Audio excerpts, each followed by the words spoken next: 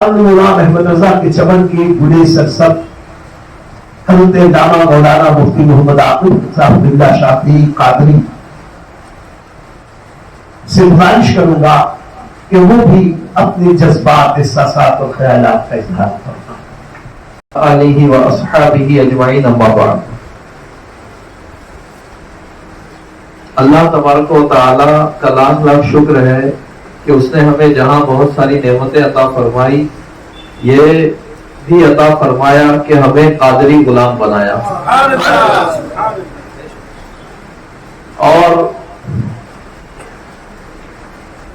قادری غلام بھی ایسا بنایا کہ سرکار اعلیٰ حضرت کے توسط سے ہمیں قادریت عطا ہوئی۔ سرکار اعلیٰ حضرت امام اہل سنت نے سرکار غوث اعظم کے باطنی مراتب پر جو روشنی ڈالی ہے، اگر وہ روشنی نہ ڈالتے تو ہم سرکار بغداد کے بارے میں آج جتنا جانتے ہیں شاید اتنا نہیں جان پاتے، کیونکہ یہ باطنی معاملات ہیں، جو باطن کے شام ہوتے ہیں وہی جانتے ہیں۔ میں یہاں پر حصول برکت کے لیے سرکار اعلیٰ حضرت کی ایک منقبت کے چند اشعار آپ حضرات کے سامنے پڑھنے کی حصول برکت کے لیے سعادت حاصل کرنا چاہوں گا۔ ان اشعار میں اگر غور کریں اور ان اشعار کی تشریح کبھی فرصت میں آپ حضرات سنیں کسی تشریح کرنے والے سے، تو آپ حضرات کو پتہ چلے گا کہ سرکار بغداد کا مقام و مرتبہ اولیاء کے درمیان کتنا بلند ہے اور اللہ نے انہیں کیسے کمالات عطا فرمائے۔ فرماتے ہیں امام اہل سنت، ایک مرتبہ درود پاک پڑھیں، اللہم صلی علی سیدنا و مولانا محمد معدن الجود والکرم وآلہ وبارک وسلم صلاۃ و سلام علیک یا رسول اللہ۔ جو تیرا طفل ہے کامل ہے یا غوث، جو تیرا طفل ہے کامل ہے یا غوث، اور طفیلی کا لقب واصل ہے یا غوث۔ یہ طفل یہ بھی تصوف کی ایک اصطلاح ہے، طفیلی بھی ایک اصطلاح ہے، کامل اور واصل بھی ایک اصطلاح ہے، تشریح پھر کبھی انشاءاللہ۔ جو تیرا طفل ہے کامل ہے یا غوث، طفیلی کا لقب واصل ہے یا غوث، اور تصوف تیرے مکتب کا سبق ہے، تصرف پر تیرا عامل ہے یا غوث، اور تیری سیر اللہ ہی ہے فی اللہ، تیری سیر اللہ ہی ہے فی اللہ، کہ گھر سے چلتے ہی موصل ہے یا غوث۔ تو نور اول و آخر ہے مولا، تو خیر عاجل و عاجل ہے یا غوث، اور ملک کے کچھ بشر کچھ جن کے ہیں پیر، ملک کے کچھ بشر کچھ جن کے ہیں پیر، مگر غوث پاک آپ کی شان کیا ہے؟ تو شیخ عالی و سافل ہے یا غوث، تو شیخ عالی و سافل ہے یا غوث۔ اور سرکار محی الدین ابن عربی رضی اللہ تعالیٰ عنہ نے کتاب لکھی فتوحات مکیہ اور فصوص الحکم۔ یہ وہ کتابیں ہیں جو مخصوص تصوف کی اصطلاح میں لکھی گئی ہیں، کوڈ ورڈ ہیں کچھ جنہیں اکابر اولیاء ہی جانتے ہیں۔ چوٹی کے پہلی صف کے علماء ظاہر کو بھی ان اصطلاح کا نہیں پتا ہے، ان کوڈ ورڈز اور ان اصطلاح میں یہ کتابیں لکھی گئی ہیں۔ اولیاء اللہ جو ہیں یہ پڑھتے آئے ہیں اور ان میں راز کی بات ہے، ہر دور کے اولیاء کے لیے کچھ راز کی باتیں ہیں اس دور کے بارے میں۔ تو اولیاء کرام فتوحات مکیہ اور فصوص الحکم وغیرہ جیسی شیخ ابن عربی رضی اللہ تعالیٰ عنہ کی کتابوں سے ہر زمانے میں فائدہ اٹھاتے آئے ہیں، لیکن سرکار اور غوث پاک کی کتاب ہے فتوح الغیب۔ اب آئیے اعلیٰ حضرت کا ذوق دیکھیے، فرماتے ہیں فتوح الغیب اگر روشن نہ فرمائے، فتوح الغیب اگر روشن نہ فرمائے، فتوحات و خصوص حافل ہے یا غوث، فتوحات و خصوص حافل ہے یا غوث، اور تیرا منصوب ہے مرفوع اس جا، اضافت رفع کی عامل ہے یا غوث، اور احد سے احمد اور احمد سے تجھ کو، احد سے احمد اور احمد سے تجھ کو، کن اور سب کن مکن حاصل ہے یا غوث، کن اور سب کن مکن حاصل ہے یا غوث۔ اور فرماتے ہیں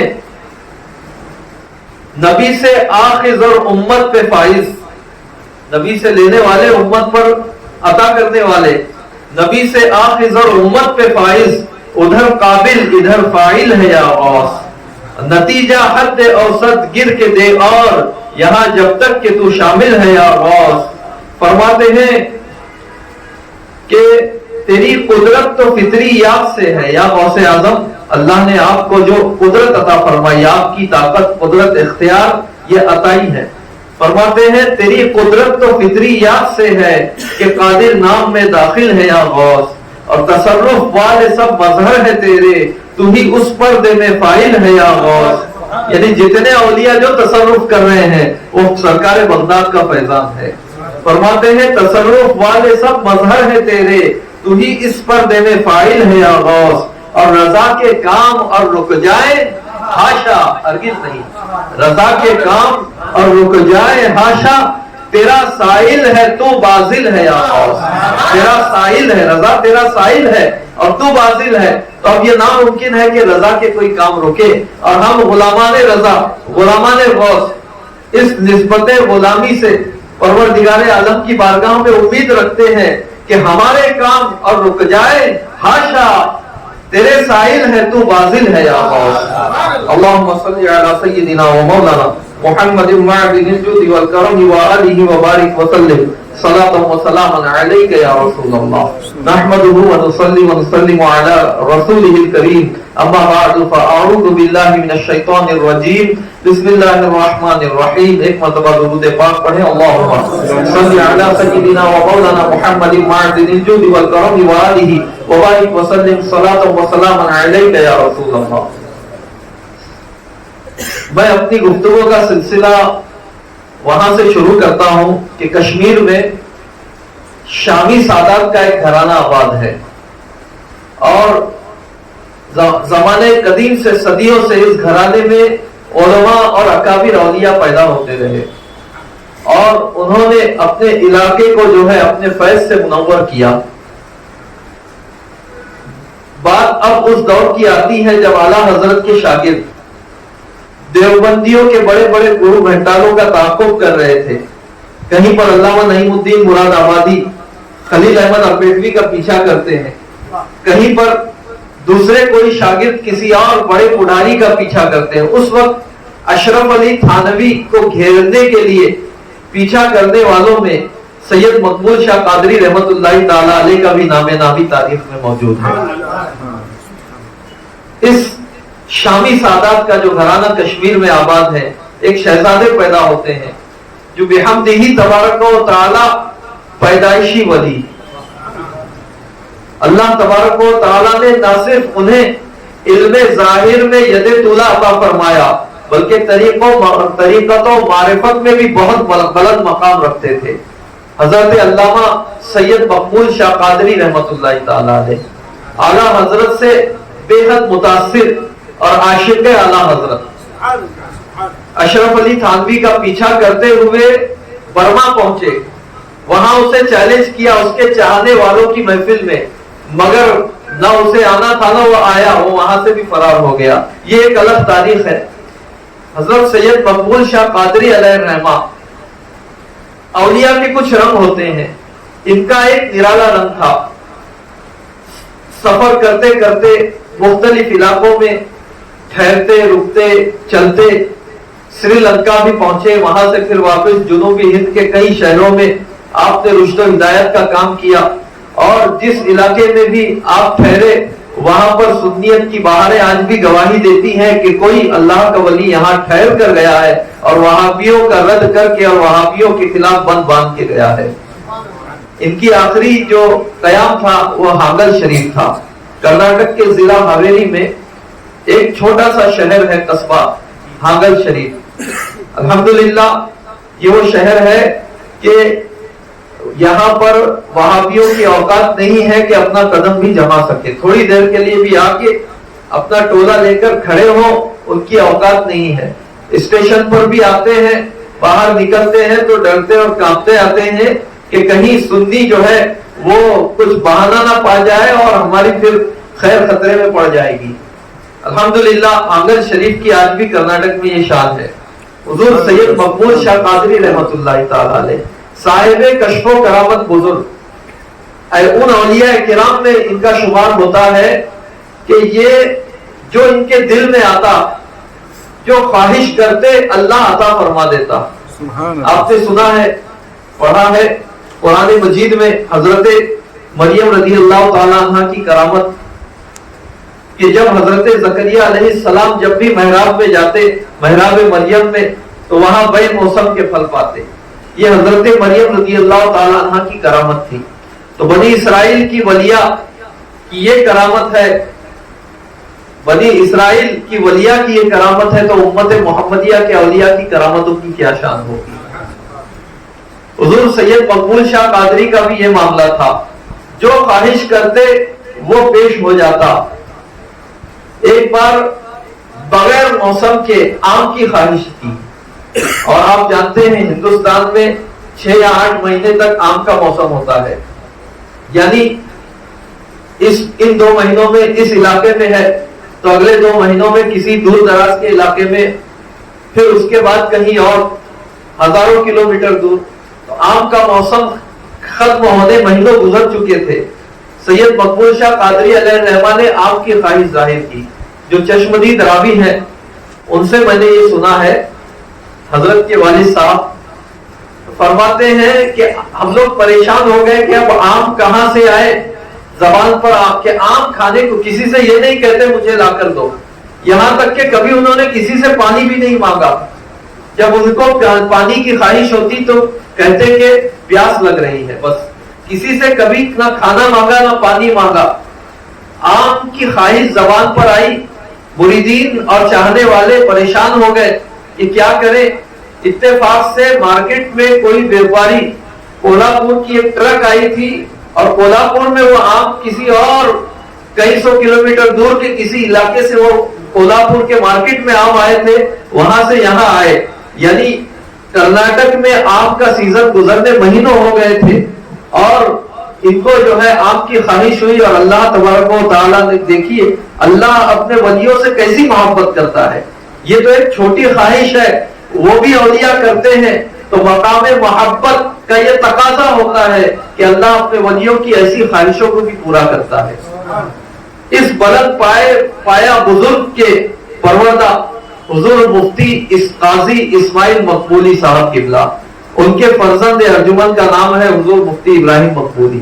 سبحان اللہ سبحان اللہ. جب پیدائش ہوئی تو والد صاحب انہیں لے کر اپنے شیخ اور مربی سید مقبول شاہ قادری علیہ الرحمہ کی بارگاہ میں آئے کہ حضرت یہ آپ کی غلامی میں انہیں قبول فرما دیں. حضور سید مقبول شاہ قادری علیہ الرحمہ نے بہت سارے تبرکات دیے، اپنا لعاب دہن عطا کیا، بہت ساری دعائیں دی. میں جلدی آگے بڑھتا ہوں. پھر جب کچھ عمر بڑھی اور کسی دور دراز کے مدرسے میں پڑھنے لائق عمر ہوئی تو حضور مفتی اسماعیل مقبولی صاحب قبلہ حضرت کو لے کر الجامعۃ الاشرفیہ کے لیے عازم ہوئے. لیکن اتفاق سے داخلے کی تعلیم گزر چکی تھی، اور اس وقت بھی اتنی سختی تھی اشرفیہ میں کہ جب داخلے کی تعلیم گزر جاتی تو پھر بڑی سے بڑی سفارش بھی قبول نہیں ہوتی. ختم، ابھی اگلے سال باری آئے گی.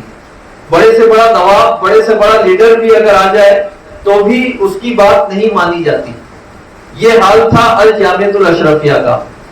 حضور مفتی اسماعیل مقبولی صاحب اپنے فرزند کو لے کر پہنچے بریلی شریف.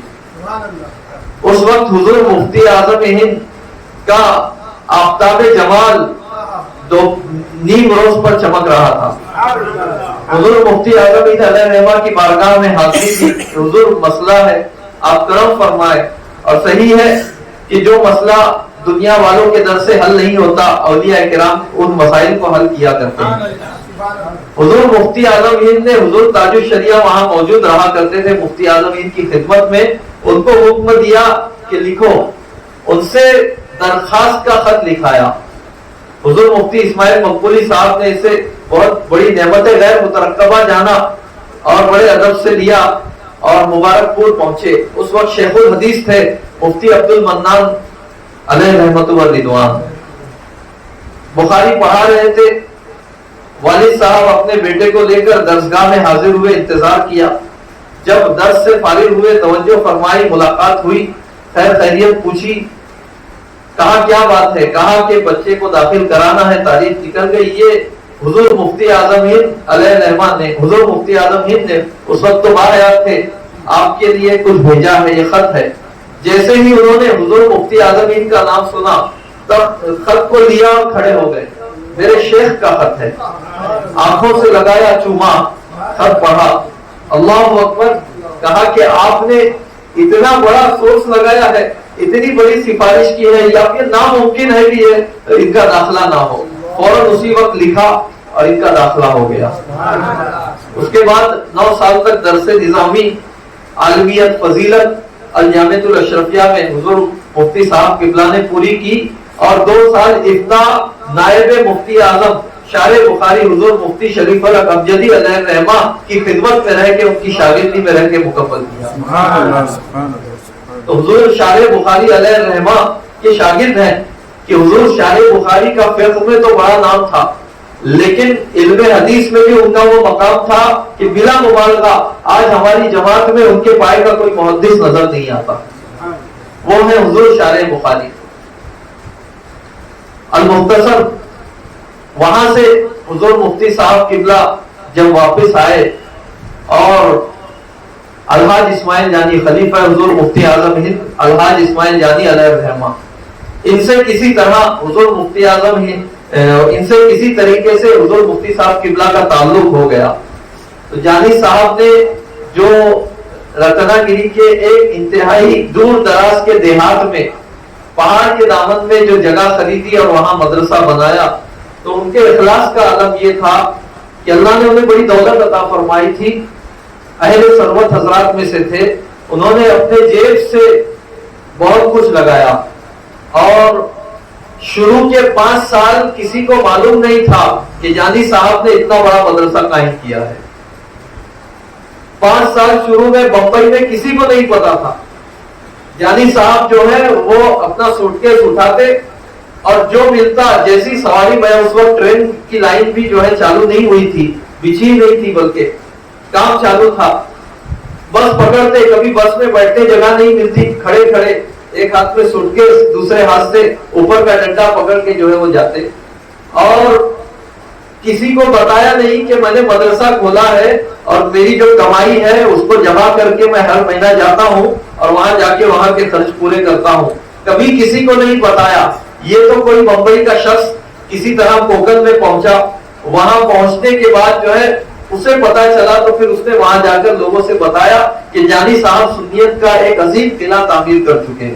سبحان اللہ، سبحان اللہ۔ اور ان کے اخلاص کا میں نے میری آنکھوں سے دیکھا ہے کہ جب تک وہ باحیات تھے، کوئی بھی بلڈنگ بنتی، کوئی بھی ہال بنتا، تو حضور مفتی صاحب قبلہ چاہتے، دوسرے اساتذہ چاہتے کہ جانی صاحب کا نام آئے، کہ جانی صاحب کے نام سے اسے موسوم کیا جائے کہ اسماعیل جانی ہال یا اس طرح سے، لیکن وہ سختی سے منع کرتے، خبردار میرا نام کہیں کسی دیوار پر مت لکھنا، لکھو حضور اعلیٰ حضرت کا نام لکھو، لکھنا ہے حضور مفتی اعظم ہند کا نام لکھو، سرکار مرحلہ کا نام لکھو۔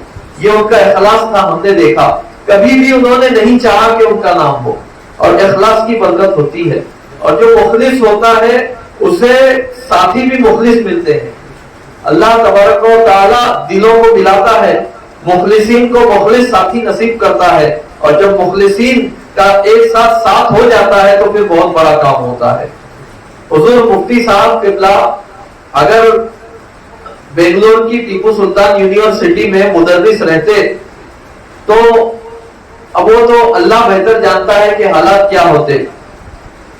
آپ علماء سے پوچھئے جن کا تعلق مدرسے سے ہے، پڑھنے پڑھانے سے ہے، کہ کوئی بڑا مدرسہ قائم کرنا یہ تو آسان کام ہے، جوش میں جو ہے تعمیر ہو جاتا ہے کچھ بھی، جیسا کہ اقبال نے کہا، مسجد تو بنا لی شمبر میں ایمان کی حرارت والوں نے، من اپنا پرانا پاپی تھا صدیوں میں نمازی بن نہ سکا۔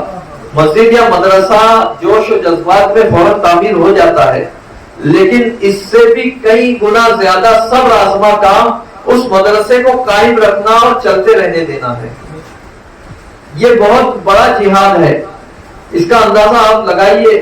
بڑے بڑے میں نے دین کا کام کرنے والے بڑے بڑے علماء کو اور مبلغین کو میں نے دیکھا ہے کہ ان سے کہا جائے کہ حضور ذرا تھوڑا چندہ کر دیجئے، چندے کے لیے بولیے، وہ کہتے نہیں، تم ہم سے جو کام کرانا ہے کرا لو، چندے کا کام ہم سے نہیں ہوگا. کیوں؟ اس لیے کہ چندہ مانگنے جب کوئی جاتا ہے تو ہر ایک کی طبیعت الگ ہوتی ہے. کوئی خوشی میں ہوتا ہے، کوئی غم میں ہوتا ہے، کسی کا موڈ خراب ہوتا ہے، کوئی دل میں بھڑاس اور بخار لیے ہوتا ہے.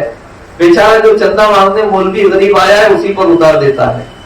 اور جو زبان کا وار ہوتا ہے یہ بہت زیادہ تکلیف دہ ہوتا ہے. حضرت سیدنا علی رضی اللہ تعالی عنہ نے فرمایا جراحت السنانی لہل تیام ولا یلتام ما جرح اللسان، کہ نیزوں کے زخم کے لیے بھرنا ہے، نیزے کے زخم بھر جاتے ہیں لیکن زبان کا زخم نہیں بھر پاتا. زبان سے جو تکلیف دل پر ہوتی ہے اس کی تحسیں بہت دنوں تک ہوتی ہے، بہت تکلیف دہ ہوتی ہے.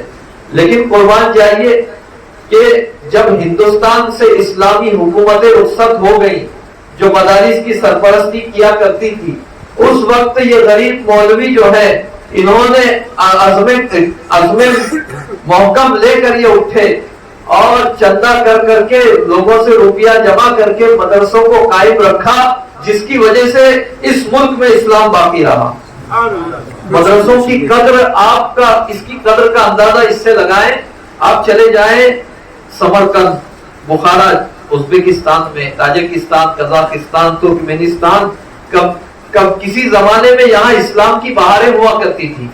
بڑے بڑے جامعات اور مدارس ہوتے، علماء پڑھاتے اور وہاں کی حکومتیں ان مدارس کی سرپرستی کرتی.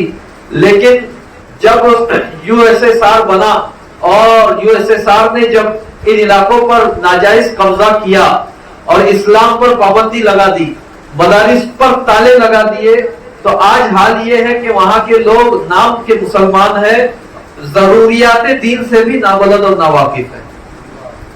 صرف نام کے مسلمان ہیں، کام ان کے سب غیر مسلموں جیسے ہیں. کیوں؟ مدارس بند ہو گئے، دین اور اسلام سکھانے اور بتانے والا کوئی باقی نہ رہا. علماء کو شہید کر دیا گیا، مدارس کو آگ لگا دی گئی، بند کر دیا گیا. لیکن ہندوستان میں بہت بڑے بڑے معاملات ہوئے، بہت بڑی مشکلات آئی مسلمانوں پر. لیکن ان غریب مولویوں نے جب ان کا کوئی سرپرست نہ رہا، نہ کوئی حکومت، نہ کوئی نواب، نہ کوئی بادشاہ، تو انہوں نے اللہ کے بھروسے پر قوم سے چندہ کیا اور چندہ کر کے مدارس کو چلایا، جس کا یہ اثر ہوا کہ آج بھی ہندوستان میں ویسے ہی عقیدہ اور ایمان موجود ہے جیسا کہ اسلاف کے زمانے میں موجود تھا. تو کسی چھوٹے سے مدرسے کو آپ چلا کر دیکھیے، 15-20 بچے رکھیں، ان کے راشن کا انتظام کیجئے، مدرسین کی تنخواہ کا انتظام کیجئے، آپ کے ہوش ہو جائیں گے، ہاتھوں کے طوطے ہو جائیں گے. یہ بہت بڑا جہاد ہے. تو چھوٹے سے مدرسے کا یہ معاملہ، وہ مدرسہ جس میں 1000 افراد 3 ٹائم کھاتے ہوں، 1000 لیڈیز اور جینٹس کا مدرسہ، پھر اسٹاف وغیرہ سب ملا کے کچھ کم یا کم و بیش ہر سال کچھ تعداد گھٹتی بڑھتی ہے، 25-50 لوگ کم زیادہ ہوتے ہیں. 3 ٹائم کا ان کا کھانا، پھر ایک بڑی فوج کی طرح اسٹاف، اس کی تنخواہ کا انتظام کرنا چندے کے ذریعے. اور کوئی ایک وقت بھی ایسا مدرسے میں نہیں آیا کہ جب بچوں کو فاقہ کرنا پڑا ہو کہ اب راشن ختم ہو گیا، ابھی تم لوگ کچھ بھی باہر سے ناشتہ کرو، تمہارے پاس کچھ ہوگا تو کھاؤ اور ٹائم پاس کرو، ایک ٹائم کا راشن بچائیں گے. الحمدللہ جب سے مدرسہ بنا ہے کسی ایک دن بھی ایسی نوبت نہیں آئی کہ کسی وقت کا کھانا نہ پکا ہو. اور تو اس قدر ہمت کے ساتھ اور اس قدر محنت اور مشقت کے ساتھ اتنے بڑے مدرسے کے راشن کا اور خرچے کا اور تعلیم کا نظام چلانا اور اس میں ڈسپلن کو قائم رکھنا اس زمانے میں یہ بہت بڑا جہاد ہے. اور اس جہاد کو جیتنے والے مجاہد کا نام ہے مفتی قاضی ابراہیم مقبولی صاحب.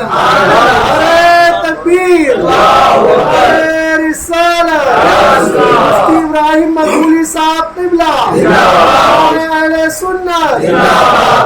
سنیوں، اپنے علماء کی قدر کیجئے.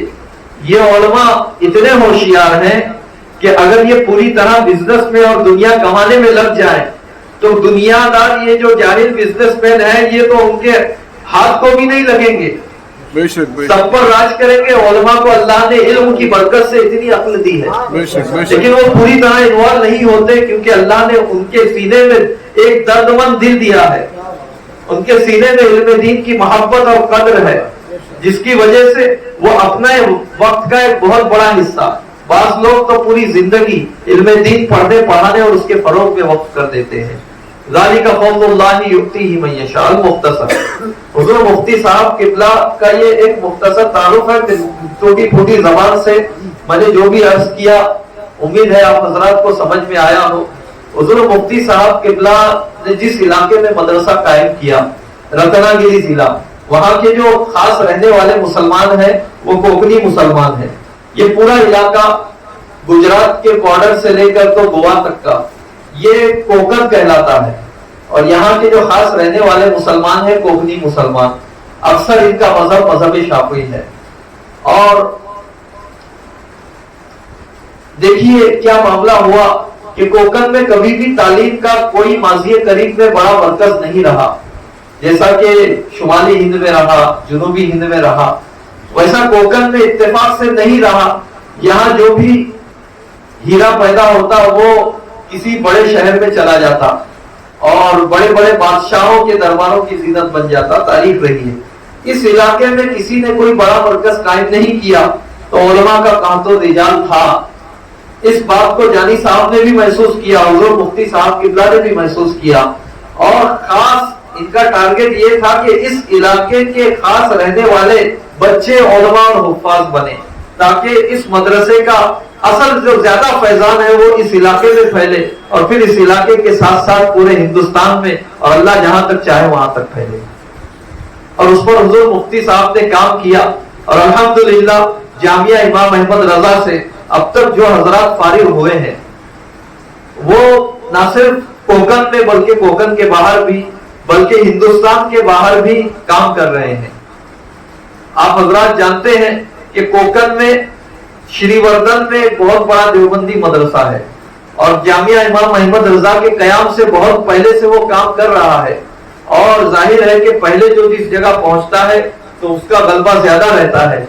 ऐसे माहौल में जामिया इमाम अहमद रजा ने वो काम किया है कि जो भी बची कुची सुन्नियत खासकर कोकण में नजर आती है, आप गौर करेंगे तो कहीं ना कहीं इसका क्रेडिट जाता है जामिया इमाम अहमद रजा को। और हुज़ूर मुफ्ती साहब किबला ने तलबा के साथ जो अपने बुलंद अखलाक का मुजाहरा किया है, हुज़ूर हाफिज मिल्लत अलैहि रहमा के एक शागिर्द मौलाना गुलाम गौस बहाउद्दीन मरहूम से मैंने सुना, उन्होंने फरमाया कि हुज़ूर हाफिज मिल्लत अलैहि रहमा हमें बहुत खुसूसी हम पर तवज्जो रखते, हमें बहुत खास रखा करते। यही बात मैंने हुज़ूर हाफिज मिल्लत के बाद दीगर शागिर्दों की तहरीरों में भी पढ़ा, यानी हाफिज मिल्लत का के अखलाक ऐसे थे कि हर उनसे करीब होने वाला ये समझता कि मुझ पर ज्यादा मेहरबान है। हुज़ूर हाफिज मिल्लत ही के चमन के परवरदा है मुफ्ती इब्राहिम मकबूली साहब, और सरकार हाफिज मिल्लत के फैजान तो मैंने इनकी जात में भी देखा कि जो भी इनसे करीब होता वो यही कहता कि हुज़ूर मुफ्ती साहब किबला मुझे ज्यादा चाहते हैं, मुझसे ज्यादा मोहब्बत करते हैं। और जो बच्चा, कुछ बच्चे होते हैं कभी कभार बच्चा जिद में आ जाता है, पढ़ने से जी चुराता है, रोता है, भागना चाहता है। हुज़ूर मुफ्ती साहब किबला को मैंने समझाते हुए देखा है, कोई अपने सगे बेटे को क्या शफकत से समझाएगा, जैसा हुज़ूर मुफ्ती साहब किबला एक एक को पकड़ के अपने घर में कभी बुला के कभी ऑफिस में बुलाकर समझाते हैं। बहुत सारे बच्चे इनकी फरमाइश की वजह से संभल गए, आलिम बने और अपने इल्म से एक जहान को रोशन कर रहे हैं। अल्लाह तबारक व तआला, अब कहने के लिए बहुत कुछ है, 12:30 हो गए हैं, इसलिए मैं अपनी बात यहीं पर समेटता हूँ। और अल्लाह ने सरकार मकबूल शाह कश्मीरी अलैहि रहमा, उनका जो मामला था कि हजारों के वहाबी मजमे में घुस जाते और वहाबियों को ललकारते, अल्लाह ताला ने बहुत उन्हें बहादुरी अता फरमाई थी, और अल्लाह के वली को अल्लाह के सिवा किसी और का डर नहीं रहता। तो सरकार मकबूल शाह कश्मीरी अलैहि रहमा का फैजान हमने हुज़ूर मुफ्ती साहब किबला की जात में भी देखा है। रत्नागिरी शहर के करीब एक गांव है मछुआरों का, वहाबी गांव, 30 साल पहले से पूरा वहाबी हो गया गांव। वहाबियत का गलबा, साखरी नाटा, वहां पर एक दरगाह को तोड़ने की साजिश रची गई और कोई सुन्नी वहां जाकर बात करने के लिए तैयार नहीं था। दरगाह को संभालने वाला जो शख्स था वो भी दुनियादार था मगर सुन्नी था। उसने बहुत लोगों को बुलाया कि आओ बात करो, लेकिन ऐसा खतरनाक गांव, ऐसे गुंडे वहां भी वहां के कि किसी की हिम्मत नहीं थी। हुजूर मुफ्ती इब्राहिम मकबूली साहब जो है उन्होंने इस चैलेंज को कबूल किया और जामिया के 8-10 मुदर्रिसीन जिनमें मैं भी शामिल था, मौलाना आबिद साहब भी थे, हमको लेकर वो पहुंचे। पूरा गांव वहाबी, जिस बंगले में गए 1500 से ज्यादा वहाबी और तैयार खड़े हैं कि कब भी वक्त आए हाथापाई का। अगर अल्लाह ने बचाया, उस जगह पर हमने देखा हुजूर मुफ्ती साहब किबला को कि वहाबियों पर ऐसा गुस्सा करने लगे कि बड़ी मुश्किल से मैंने और दूसरों ने मुफ्ती साहब को पकड़ के गाड़ी में बिठाया। हम लोग तो थोड़ा सा मुतासिर हो गए इतने बड़े मजमे से, लेकिन हुजूर मुफ्ती साहब किबला को देखा कि उनकी जुर्रत में जरा से भी कमी नहीं आई, हमको पकड़ के उन्हें गाड़ी में बिठाना पड़ा। सुभान अल्लाह, सुभान अल्लाह। क्या दबे जिस पे हिमायत का हो पंजा तेरा, शेर को खतरे में लाता नहीं कुत्ता तेरा। कहने के लिए बहुत कुछ है और मैं किसी की बिलावजह तारीफ का आदी नहीं हूं, मैं इसके खिलाफ हूं। वाइजीन और खासकर ये अनाउंसिंग करने वाले जमीन और आसमान के कलावे मिला देते हैं। किसी को बुलाओ, हजरत आइए, खुदा की सीरत पर बोल दीजिए, तो वो कुछ भी नहीं था उसको वली साबित कर देते हैं। मैं इसके सब खिलाफ हूं।